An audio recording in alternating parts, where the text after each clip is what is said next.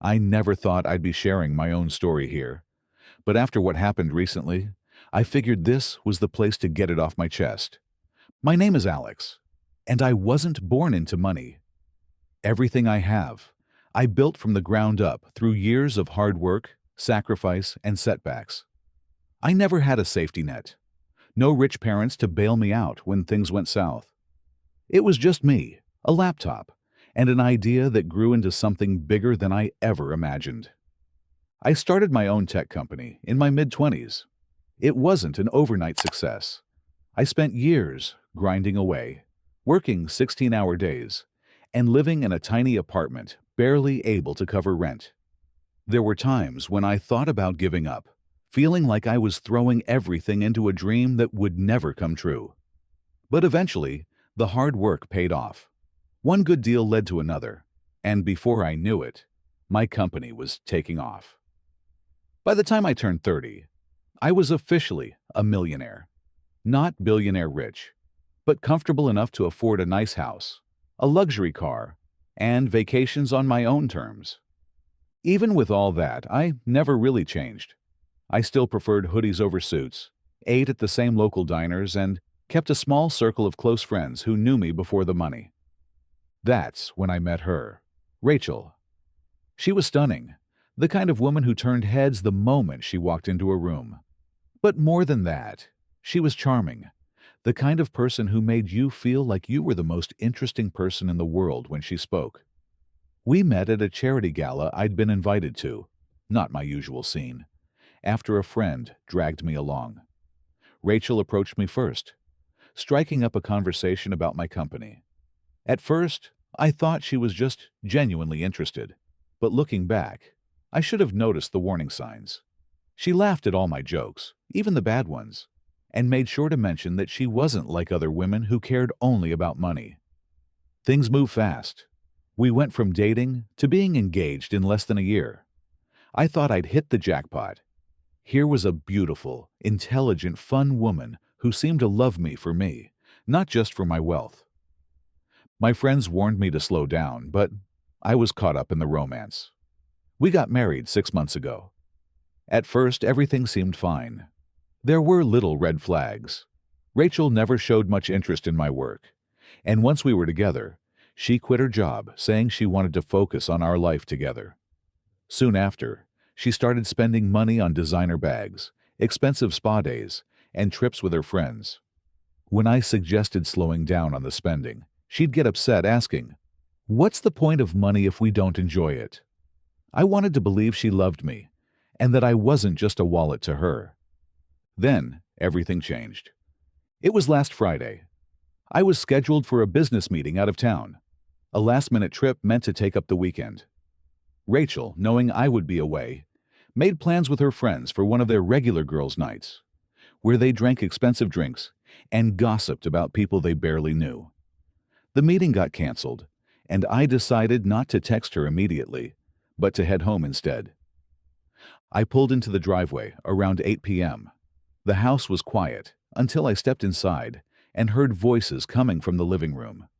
At first, I assumed she'd invited some friends over, but as I got closer, I realized she was on the phone. I wasn't trying to eavesdrop, but the moment I heard my name, I froze. I'll never forget what I heard next.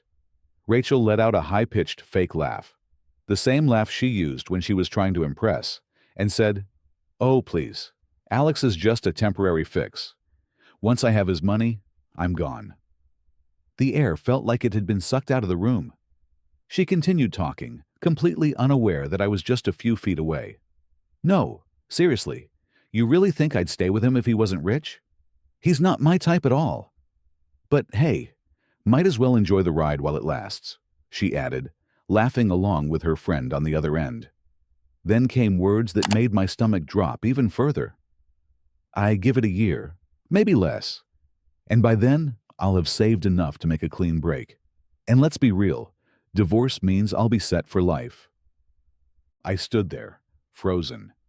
My wife, the woman I thought I'd spend my life with, was openly admitting that she was using me. I pulled out my phone, my hand shaking, and hit record. If she thought she was about to play me, she had another thing coming. For a long moment, I just stared at my phone as Rachel's words echoed in my head.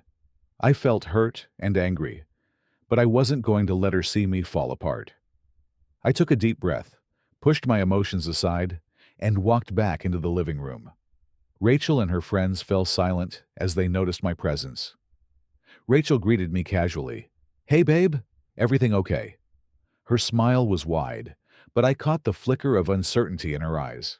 I replied coolly, "Yeah, I just need to grab something from the office." I left them, my mind racing, and headed upstairs to my study. Inside, I leaned against my desk, trying to steady my breathing. I still had the recording of her conversation fresh in my mind, and I knew I had to act, but not impulsively. I opened my phone, scrolled to my lawyer's contact, and sent a quick message. "We need to talk. Get back to me as soon as possible. I'm available tonight." Minutes passed, then an hour.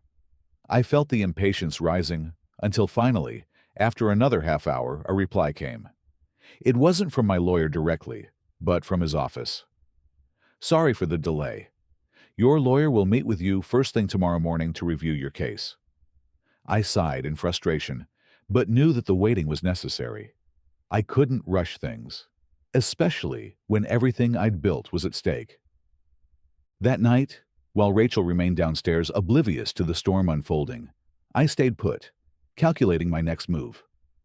I spent the next few hours in my study reviewing legal documents and the prenuptial agreement we'd signed years ago. That document had been my biggest safeguard all along, and now it would be the key to shutting down her plans.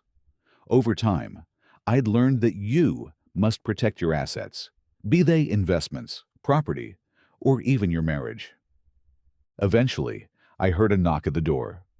Rachel's voice, soft and cautious, called, "Alex, can we talk?" I took a moment to compose myself before opening the door. Standing there, I greeted her coolly. "Hey." In the doorway, she wore one of my old shirts, her hair still damp from the shower, and I noticed her eyes were slightly red. "I just thought we could relax tonight. Maybe catch up on some shows. I feel like we haven't had any real time together lately," she said, her voice almost pleading. I tried not to reveal any emotion. "Sure, sounds good. But I have a lot of work to finish. Rain check." My offer was met with a faltering smile, but I didn't miss the uncertainty in her eyes. She mumbled something and walked back down the hall. I stood there, staring at the closed door, a mix of anger and disappointment tightening my chest. The next morning dragged on. I barely slept, haunted by the image of Rachel's smug confidence. When the sun finally rose, I paced my study, reviewing every detail. The recording, the prenup, and my plan to protect what I'd built. I wasn't going to let her ruin me. After a quick breakfast, I headed to my lawyer's office. At the office, I was greeted by his assistant and soon met with my lawyer, Mark, who listened intently as I recounted everything.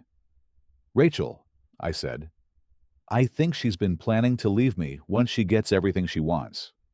I overheard her saying she's only with me for the financial gain." Mark raised an eyebrow. "That's a serious accusation. Do you have any proof?" I hesitated, then nodded and played the recorded conversation. Mark reviewed the prenup I handed him. "This is solid. You're protected. If what you say is true, she won't get any of your assets, and she might even owe you." He cautioned me that the situation was delicate and advised, "We'll need to proceed carefully." After discussing the details, Mark handed me a set of divorce papers. "These are ready to go," he said. "I suggest waiting for the right moment when you serve them so she's caught off guard and can't make a scene." I accepted the papers, feeling the weight of them like a ticket to a new life, one free from manipulation and deceit. I drove home with my heart racing. When I arrived, the house was eerily quiet. Rachel's car was still in the driveway, but there was no sound from inside. I took a deep breath, composed myself, and walked in. I could hear her moving upstairs, likely getting ready for the day. I settled on the couch, my heart pounding, preparing for the moment when I would confront her. A few minutes later, Rachel came downstairs, her bright smile in place. "Good morning, Alex. How did your meeting go?" she asked. I managed a small, emotionless smile and said, "It went fine. We need to talk." I reached into my bag and slid the divorce papers across the coffee table toward her. "Rachel, I know what you've been planning. I overheard everything," I stated calmly. For a moment, her smile disappeared. The room fell silent, heavy with tension. Slowly, she reached for the papers, her fingers trembling as she scanned the top. When she saw the heading, "Petition for Divorce," the color drained from her face. "What is this?" she asked in a shaky voice. "This isn't funny. You're being ridiculous." I remained silent, letting her process the reality of the moment. As she flipped through the papers and her face flushed with disbelief, I calmly reminded her, "You told your friend that once you got my money, you'd leave me." That conversation changed everything. Her anger and panic escalated. "You think I'm just using you for your money? How dare you?" she shouted, pacing the room. I kept my voice steady. "I'm not the one making decisions based on lies. I heard what you said last night when I wasn't home, about using me, and then leaving once everything was paid for."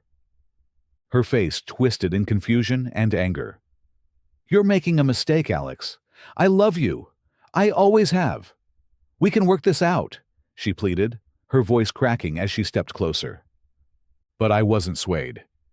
"You were manipulating me for a long time, and now it's over." I pulled out the prenup again, making sure she saw the terms. "You're not getting a cent more than you deserve." Rachel's smirk faded into panic as the reality of the document hit her. "You think I can't find a way around this? You're wrong," she spat, her voice shaking with anger. I shook my head. "I don't need to win, Rachel. I just need to ensure you don't get away with this." With that, I turned and walked out of the room. I could hear her shouting behind me, but I didn't look back. The worst was over. I had everything in place. It's been a few months since that day, and honestly, it still feels surreal. The process was grueling, full of endless phone calls, emails, late-night texts, and even threats from her side. But the prenup was airtight. Rachel tried to spin the narrative to her friends and family, claiming I was cold and uncaring. But nobody believed her for long. My close friends knew the truth, and those who really knew her saw through her act. Every so often, I hear from her mom, wondering if I'll give Rachel a second chance, but I never respond. The truth is, I'm happier now than I've ever been. I have peace, I have time to focus on my business, and I've started dating again. But this time, I'm smarter. I no longer settle for anyone who thinks they can take advantage of me. Life feels so much lighter without the constant weight of manipulation. The moral of my story is simple. Never let anyone take advantage of you. No matter how good they make you feel, you're always worth more than their schemes. Trust your instincts, take control of your life, and don't be afraid to walk away before it's too late.